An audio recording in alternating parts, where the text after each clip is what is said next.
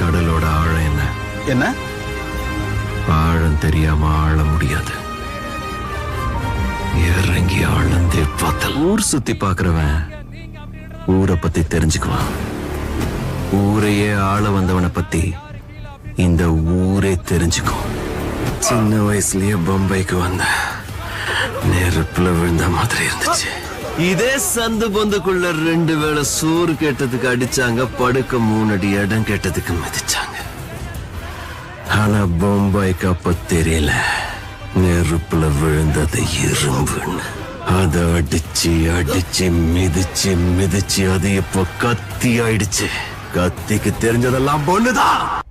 யாரையாவது அடிச்சா போலீஸ் தேடி வருவாங்க. ஆனா போலீஸே அடிச்சா